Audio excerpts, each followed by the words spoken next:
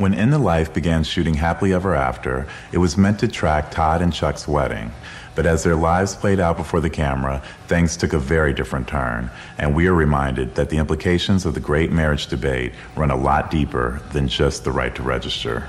Going to the chapel and we're gonna get married. We really love you and we're gonna get married. Ever since I was a small boy, I always wanted to be married, always wanted to have kids. Along the way, I kind of lost faith that that was ever going to happen.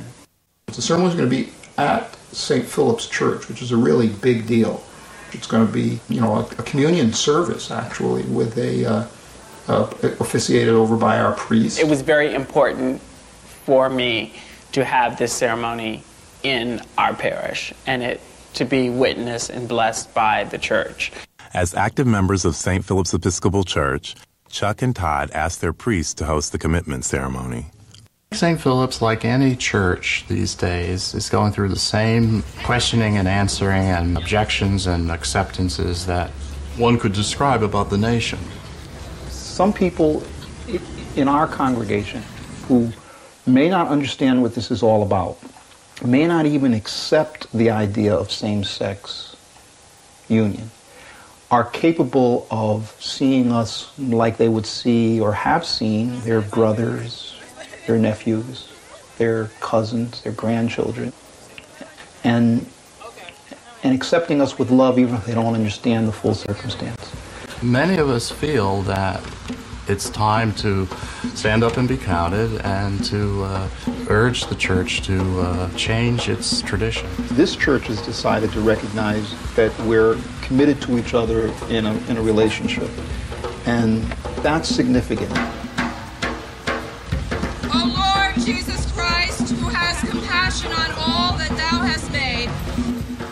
Going against tradition, Reverend Mother Cecily Broderick granted Todd and Chuck's request for a church ceremony.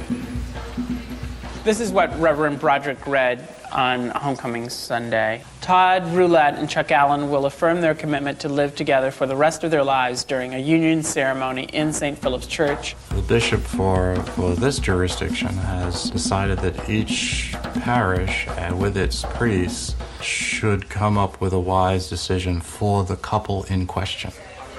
Hopefully, in the way that we're doing this, we'll have people talking about our need and I think our right to have wider acceptance and legal protection.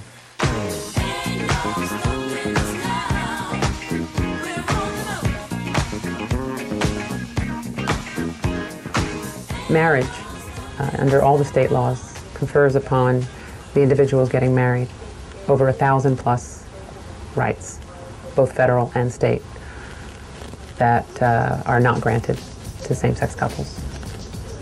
If their partner's in the hospital, they don't have the right to visit. They don't have the right to make medical decisions for their partner. They don't have the right to arrange for burial or cremation. They don't have the right to inherit.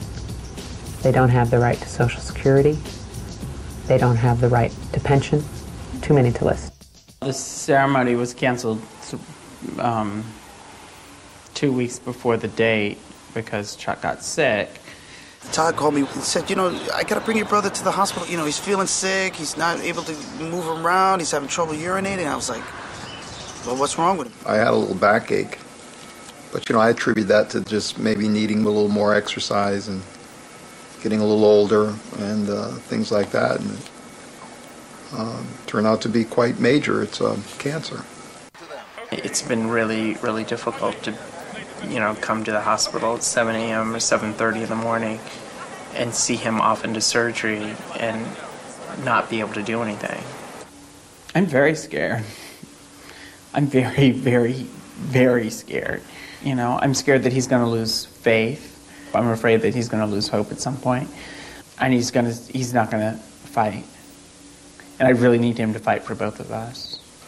It would be kind of difficult to understand why I would be allowed to survive through 7 surgeries and all of the agony and all of the problem, losing 30 or 40 pounds, maybe more, gaining them back, all of the rehabilitation and not be able to, to contribute and stand on my feet again.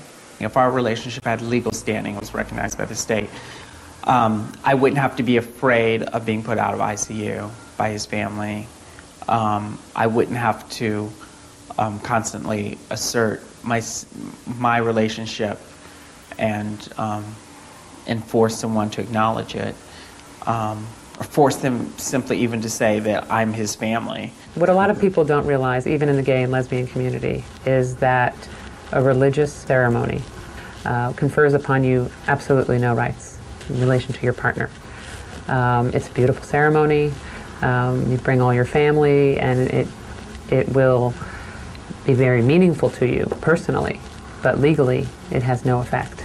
Since Chuck has been ill, I think a lot of the plans for that have had to be a little uncertain, but one thing is very certain, they want to do it. At this point now, we're looking forward to Chuck finishing his cancer treatment and making plans for our future together. Todd and I are eventually, under some condition, going to make some kind of a commitment publicly before our church. We're not sure when. We're thinking now maybe spring. But, it's a whole different condition. I hope that Chuck and Todd and all the Chuck and Todds of the world are able to have a better life. And in the midst of the suffering that this thing has represented, for them personally and for thousands and thousands of others, I just hope that the things we do today will ease the way.